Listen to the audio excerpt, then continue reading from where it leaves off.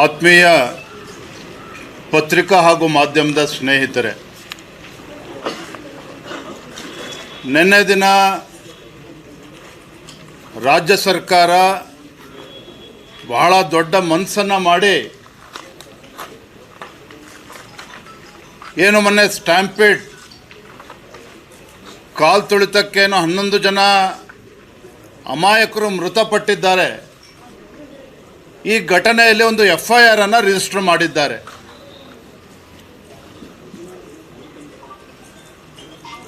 FIR register ಮಾಡೋದಕ್ಕೆ ಕಾರಣ ಏನಪ್ಪ ಅಂತ ಹೇಳಿದ್ರೆ, ನಿನ್ನೆ ರಾಜ್ಯದ ಉಚ್ಚ ನ್ಯಾಯಾಲಯ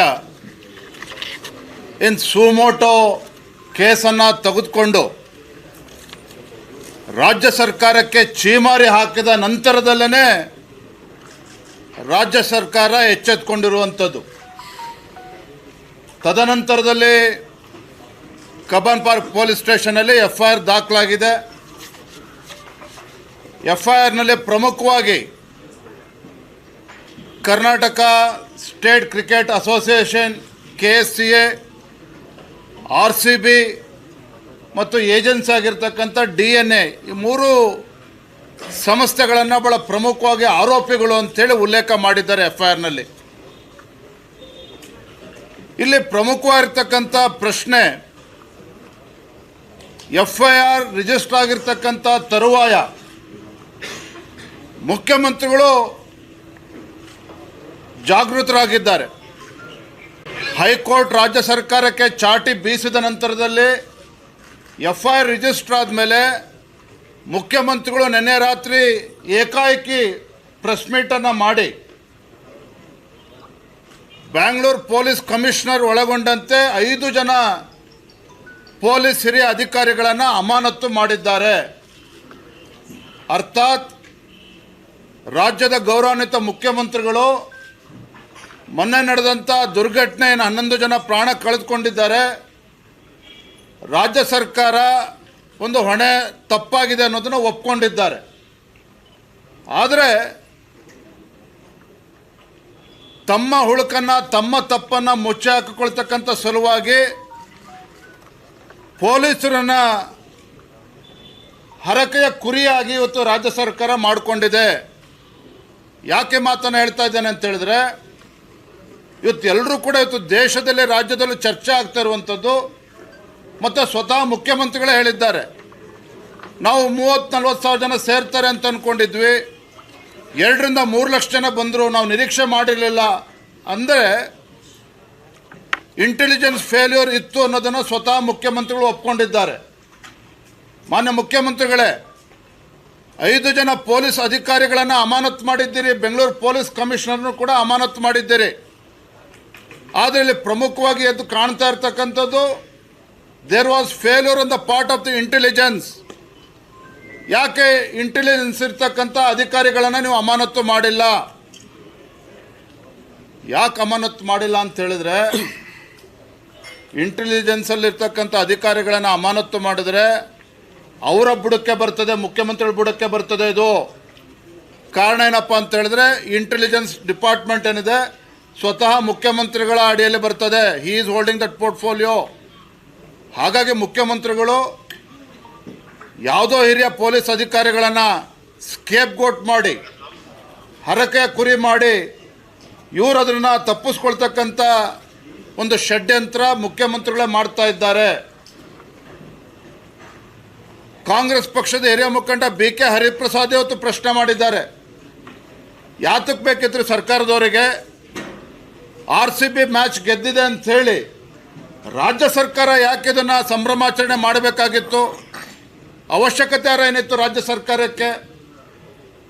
11 ಜನ ಪ್ರಾಣ ಕಳೆದುಕೊಂಡಿದ್ದಾರೆ, ಅದು ಯಾರು ಹೊಣೆಗಾರರು ಅಂತ ತಾವು ಕೇಳಿದ್ರೆ ರಾಜ್ಯ ಸರ್ಕಾರ ಉತ್ತರ ಕೊಡಬೇಕು ಅಂಥೇಳಿ ಕಾಂಗ್ರೆಸ್ ಪಕ್ಷದ ಹಿರಿಯ ಮುಖಂಡ BK ಹರಿಪ್ರಸಾದ್ ಕೂಡ ಹೇಳಿದ್ದಾರೆ.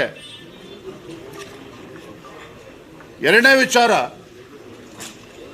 ಇವತ್ತು ಪೊಲೀಸ್ ಅಲ್ಲಿ ಕಬ್ಬನ್ ಪಾರ್ಕ್ ಪೊಲೀಸ್ ಸ್ಟೇಷನಲ್ಲಿ FIR ರಿಜಿಸ್ಟರ್ ಮಾಡಿ KSCA, DNA, ಅದೇ ರೀತಿ RCBನ ಅಪರಾಧಿಗಳು ಅಂತೇಳಿ ಮಾಡಿದ್ದಾರೆ. ಆದರೆ ನಿಜವಾದ ಅಪರಾಧಿಗಳು ಇವತ್ತೇನು 11 ಜನ ಆ ದುರಂತದಲ್ಲಿ ಪ್ರಾಣ ಕಳೆದುಕೊಂಡಿದ್ದಾರೆ. ನಿಜವಾದ ಆರೋಪಿಗಳು ಯಾರು ಅಂತ ಹೇಳಿದ್ರೆ ಸ್ವತಃ ಮುಖ್ಯಮಂತ್ರಿಗಳು, ರಾಜ್ಯದ ಮುಖ್ಯಮಂತ್ರಿಗಳು ಸಿದ್ದರಾಮಯ್ಯನವರು. ಈಸ್ ಆರೋಪಿ ನಂಬರ್ 1, ಅಕ್ಯೂಸ್ ನಂಬರ್ 1. ಆರೋಪಿ ನಂಬರ್ 2, ಅಕ್ಯೂಸ್ ನಂಬರ್ 2 ಸ್ವತಃ ಡಿ.ಕೆ. ಶಿವಕುಮಾರ್, ರಾಜ್ಯದ ಉಪಮುಖ್ಯಮಂತ್ರಿಗಳು. ಆರೋಪಿ ನಂಬರ್ 3 ಮಾನ್ಯ ಗೃಹ ಸಚಿವರು ಪರಮೇಶ್ವರ್ ಅವರು. ಹಾಗಾಗಿ ನಿನ್ನೆ FIR ರಿಜಿಸ್ಟರ್ ಆಗಿದೆ. ನಿಜವಾಗ್ಲೂ ಕೂಡ ಪೊಲೀಸರು ಪ್ರಾಮಾಣಿಕವಾಗಿ ತನಿಖೆ ಮಾಡಲೇಬೇಕು ಅಂತ ಹೇಳಿದ್ರೆ ಅಕ್ಯೂಸ್ ನಂಬರ್ 1, 2, 3 ಆಗಿ ಮುಖ್ಯಮಂತ್ರಿಗಳು, ಉಪಮುಖ್ಯಮಂತ್ರಿಗಳು, ಗೃಹ ಸಚಿವರನ್ನು ಅವ್ರು ಮಾಡಬೇಕಾಗ್ತದೆ. ಅದನ್ನು ಬಿಟ್ಟು ಕೇವಲ ಏಜೆನ್ಸಿಗಳನ್ನು, KCAನ, RCBನ ಮಾಡಿದ್ರೆ ಸಾಕಾಗೋದಿಲ್ಲ. ಸ್ವತಃ ಮುಖ್ಯಮಂತ್ರಿಗಳೇ ಟ್ವೀಟ್ ಮಾಡಿದರು. ಏನು ಹೇಳಿದ್ದಾರೆ ಮುಖ್ಯಮಂತ್ರಿಗಳು? ನಿನ್ನೆ ನಡೆದ IPL ಫೈನಲ್ ಪಂದ್ಯದಲ್ಲಿ ಗೆದ್ದು ಬೀಗಿದ ಕರ್ನಾಟಕದ ಹೆಮ್ಮೆಯ RCB ತಂಡಕ್ಕೆ ಅಭಿನಂದನೆಗಳು. ರಾಜ್ಯ ಅತ್ಯಂತ ಹೆಮ್ಮೆ ಹಾಗೂ ಖುಷಿ ಪಡುವಂತಹ ಕೆಲಸವನ್ನು RCB ತಂಡ ಮಾಡಿದ್ದು, ಅವರನ್ನು ಇಂದು ಸಂಜೆ 4 ಗಂಟೆಗೆ ವಿಧಾನಸೌಧದ ಭವ್ಯ ಮೆಟ್ಟಲುಗಳ ಮೇಲೆ ಅಭಿನಂದಿಸಿ ಸನ್ಮಾನಿಸಲಿದ್ದೇವೆ.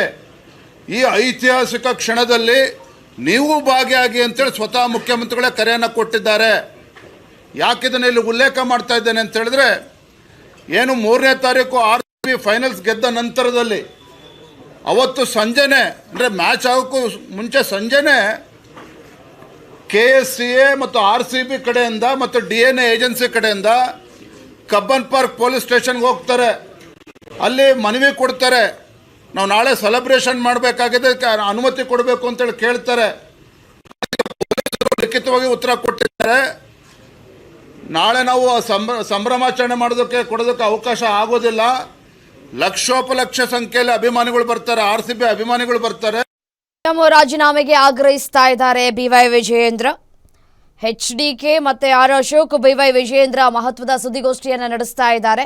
ಹರಕೆಯ ಕುರಿಯಾಗಿ ರಾಜ್ಯ ಸರ್ಕಾರ ಮಾಡೋದಕ್ಕಾಗಲ್ಲ ಅಂತ ಹೇಳಿದ್ದಾರೆ. ಇಷ್ಟು ಸ್ಪಷ್ಟತೆ ಪೊಲೀಸ್ ಇಲಾಖೆಗೆ ಇದ್ದಾಗ ಲಕ್ಷ ಸಂಖ್ಯೆಯಲ್ಲಿ ಬರ್ತಾರೆ ಅಂತೇಳಿ ಗೊತ್ತಿದ್ದು ಸಹ ರಾಜ್ಯ ಸರ್ಕಾರಕ್ಕೆ ಯಾರು ಅನುಮತಿ ಕೊಟ್ಟರಾಗಾದ್ರೆ? ವಿಧಾನಸೌಧದ ಮುಂದೆ ಸಂಭ್ರಮಾಚರಣೆ ಮಾಡೋದಕ್ಕೆ ಅಲ್ಲೂ ಕೂಡ ಲಕ್ಷ ಸಂಖ್ಯೆಯಲ್ಲಿ RCB ಅಭಿಮಾನಿಗಳು ಬಂದಿದ್ರು ವಿಧಾನಸೌಧದ ಹತ್ತಿರ. ಅವ್ರಿಗೆ ಯಾರು ಪರ್ಮಿಷನ್ ಕೊಟ್ಟರಾಗಾದ್ರೆ? 3ನೇ ವಿಚಾರ, ಚಿನ್ನಸ್ವಾಮಿ ಸ್ಟೇಡಿಯಮಲ್ಲಿ ಪರ್ಮಿಷನ್ ನಾವು ಕೊಟ್ಟಿರಲಿಲ್ಲ, ಇಲ್ಲೀಗಲ್ ಆಗಿ ಇಲ್ಲಿ ಜನ ಸೇರಿಸಿದ್ದಾರೆ, ಹಾಗಾಗಿ ನಾವು FIR ರಿಜಿಸ್ಟರ್ ಮಾಡ್ತಾ ಇದ್ದೇವೆ ಅಂತೇಳಿ ಪೊಲೀಸರು ಹೇಳಿದ್ದಾರೆ. ಅಲ್ಲಿ ಪರ್ಮಿಷನ್ ಇಲ್ಲದೆ ಇದ್ದರೂ ಸಹ ರಾಜ್ಯದ ಉಪಮುಖ್ಯಮಂತ್ರಿಗಳು ಡಿ.ಕೆ. ಶಿವಕುಮಾರ್ ಅವರು ಚಿನ್ನಸ್ವಾಮಿ ಸ್ಟೇಡಿಯಂಗೆ ಹೋಗಿ ಅಲ್ಲಿ ಸಂಭ್ರಮಾಚರಣೆಯಲ್ಲಿ ಯಾಕೆ ಭಾಗವಹಿಸಿದ್ರು, ಅಲ್ಲಿ ಹೋಗಿ ಯಾಕೆ ಕಪ್ಪಿಡ್ಕೊಂಡು ಮುತ್ತಿಡ್ತಕ್ಕಂಥ ಕೆಲಸ ರಾಜ್ಯದ ಉಪಮುಖ್ಯಮಂತ್ರಿಗಳು ಮಾಡಿದರು? ಈ ರೀತಿ ಹಲವಾರು ಪ್ರಶ್ನೆಗಳು ಇವತ್ತು ಪ್ರಶ್ನೆಯಾಗೆ ಉಳಿದುಕೊಂಡಿದೆ. ಆ 11 ಜನ ಅಮಾಯಕರ ಜೀವ ಇವತ್ತೇನು ಹೋಗಿದೆ, ಇದಕ್ಕೆ ನ್ಯಾಯ ಸಿಗಬೇಕು ಅಂತ ಹೇಳಿದ್ರೆ ಮುಖ್ಯಮಂತ್ರಿಗಳು ಪೊಲೀಸ್ ಅಧಿಕಾರಿಗಳನ್ನು ಹರಕೆಯ ಕುರಿಯನ್ನಾಗಿ ಮಾಡುವ ಬದಲಾಗಿ ಇವತ್ತು ತಾವೇ ಜವಾಬ್ದಾರಿಯನ್ನು ಹೊತ್ತು, ನೈತಿಕ ಹೊಣೆಗಾರಿಕೆಯನ್ನು ಹೊತ್ತು ರಾಜ್ಯದ ಮುಖ್ಯಮಂತ್ರಿಗಳು, ಉಪಮುಖ್ಯಮಂತ್ರಿಗಳು, ಗೃಹ ಸಚಿವರು ತಮ್ಮ ಸ್ಥಾನಕ್ಕೆ ರಾಜೀನಾಮೆ ನೀಡಬೇಕು ಅಂತೇಳಿ ನಾನು ಮತ್ತೊಮ್ಮೆ ಆಗ್ರಹ ಪಡಿಸ್ತಾ ಇದ್ದೇನೆ. ಇವತ್ತು ರಾಜ್ಯದ ಜನರಲ್ಲಿ ಯಾವ ರೀತಿ ಇವತ್ತು ವಾತಾವರಣ ನಿರ್ಮಾಣ ಆಗಿದೆ ಅಂತ ಹೇಳಿದ್ರೆ, ನಾನು ಇವತ್ತು ಬೆಳಗ್ಗೆ ಉಪ್ಪಾರ್ ಪೊಲೀಸ್ ಸ್ಟೇಷನ್ ಹತ್ರ ಹಾಗೆ ಪಾಸ್ ಆಗ್ತಾ ಇದೆ. ಒಬ್ಬ ಆಟೋ ಚಾಲಕ ನನ್ನ ಮಾತನಾಡಿಸ್ತಾನೆ. ಏನು ಹೇಳಿದೆ ಇವತ್ತು ಅಂತ ಹೇಳಿದ್ರೆ, ಏನ್ರಿ ವಿರೋಧ ಪಕ್ಷದವ್ರು ನೀವು ಇದ್ದೀರಿ, ಪಾಪ 11 ಜನ ಅಮಾಯಕರು ಪ್ರಾಣ ಕಳೆದುಕೊಂಡಿದ್ದಾರೆ, ಈ ದರಿದ್ರ ಕಾಂಗ್ರೆಸ್ ಸರ್ಕಾರನ ಬಿಸಾಕ್ಬೇಕು ನೀವು ಅಂದರೆ this is the mood of the common man, not only in Karnataka, in the entire country. ಹಾಗಾಗಿ ಇದನ್ನು ಅರ್ಥ ಮಾಡಿಕೊಂಡು ಮುಖ್ಯಮಂತ್ರಿಗಳು ನೈತಿಕ ಹೊಣೆಯನ್ನು ಹೊತ್ತು ರಾಜೀನಾಮೆ ನೀಡಬೇಕು ಅಂತೇಳಿ ಮತ್ತೊಮ್ಮೆ ಸಂದರ್ಭದಲ್ಲಿ ಆಗ್ರಹವನ್ನು ನಾನು ಮಾಡ್ತಾ ಇದ್ದೇನೆ.